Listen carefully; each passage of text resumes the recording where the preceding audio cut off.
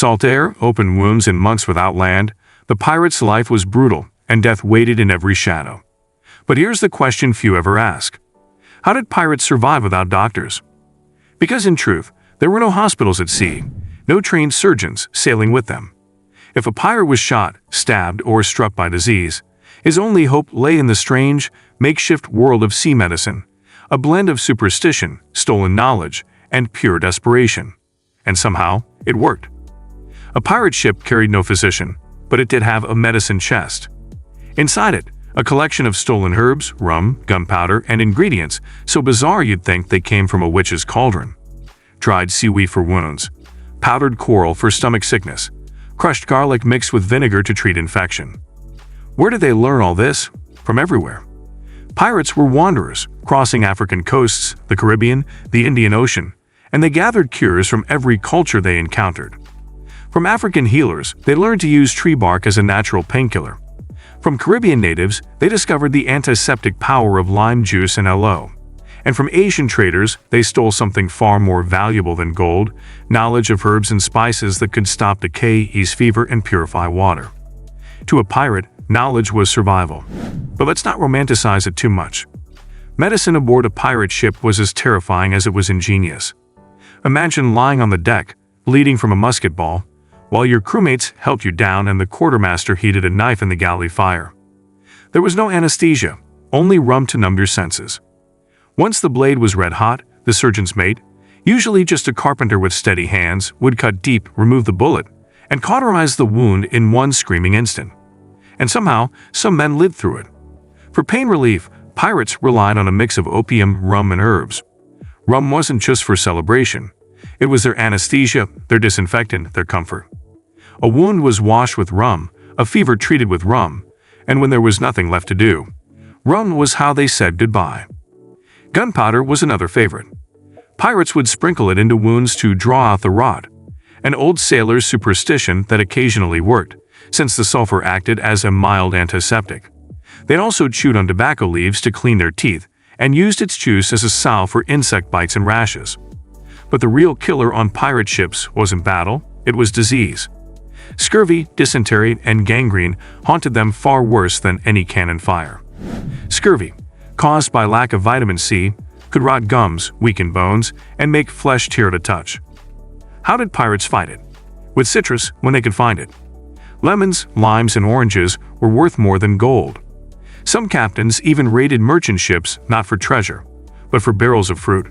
When fresh fruit ran out, they turned to sauerkraut and fermented plants, early forms of preserved nutrition centuries ahead of their time. Then there was infection, the true silent enemy. If a wound began to smell sweet, pirates knew it was turning deadly. Without antibiotics, their best hope was salt water and heat. They'd wash the wound in seawater, not because it was clean, but because it was all they had. Then they'd apply a mix of honey, grease, or tar to seal it from flies and rot. Sometimes they'd even pack the wound with moss or ashes, believing it would absorb the poison. And incredibly, in some cases, it worked. Honey and ash both have mild antibacterial properties. But what's even more shocking is that pirates occasionally performed amputations and survived. A limb crushed by cannon recoil or torn by grape shot couldn't be saved. The surgeon, often a cook or blacksmith, would cut above the wound, tie off the arteries with sail thread, and cauterize the stump with boiling oil or a heated iron. If the man didn't die of shock or infection, he'd wake up with a wooden peg or hook, and a new kind of legend. It was crude, it was horrifying, but it was survival. When we think of pirates, we imagine cannon fire, gold, and the black flag waving against stormy skies. Yet hidden beneath that violent surface was a world of strange and fascinating medical practices, a blend of superstition, survival, and sheer human willpower. Pirates lived in constant danger, facing disease, injury, and infection with no doctors, no hospitals, and no mercy from the sea. What kept them alive wasn't luck. It was a raw, creative form of medicine that combined ancient beliefs with practical experience. Pirates believed in superstition as strongly as they believed in rum and rebellion. They wore charms made of shark teeth to ward off evil spirits, rubbed salt into their skin to prevent fever, and slept with iron knives under their pillows, believing the blade could cut the sickness before morning. To modern minds, these ideas might sound absurd, but to pirates, they were vital. When the nearest shore was weeks away, Even a touch of belief could be as powerful as medicine. Some ships even set aside sick men in separate hammocks. Fearing illness carried a spirit that could leap from one body to another.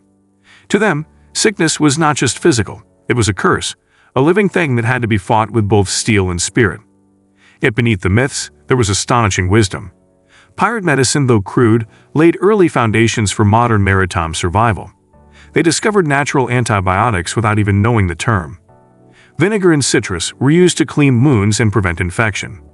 They distilled alcohol for sterilization and used ash to disinfect cuts. When the world's great empires lost thousands of sailors to scurvy, pirates unknowingly prevented it with citrus fruits plundered from ships. While royal navies sent sick men to die on remote islands, pirates nursed theirs back to health with stolen remedies and the knowledge gathered from healers, sailors, and native peoples across the world. Their medicine chest was more than herbs and bottles. It was a symbol of adaptability and human intelligence under pressure. Perhaps the most haunting truth, however, lies in how pirates understood suffering itself. Living each day inches from death taught them something few others ever learned. Pain could be mastered. They didn't run from it. They studied it, endured it, and wore it like armor. Every scar was a lesson, every lost limb a story. A missing finger wasn't a tragedy, it was proof of survival. A burn from cannon fire wasn't shameful, it was sacred, a mark that said, "I fought and I lived." When a crewmate died under the crude hands of the ship's surgeon, the crew didn't fall into mourning. They honored him with rum, song, and defiance, swearing to the sea that it would not claim another without a fight. It wasn't cruelty, it was ritual, a way to look death in the eye and laugh. Even more remarkable was the pirates' sense of community and healing.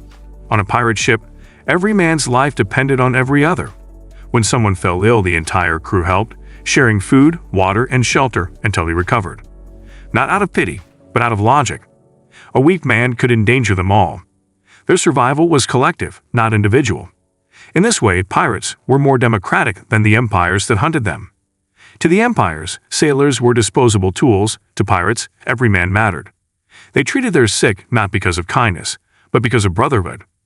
By the end of a voyage, a pirate ship was no longer just a vessel. It was a living organism.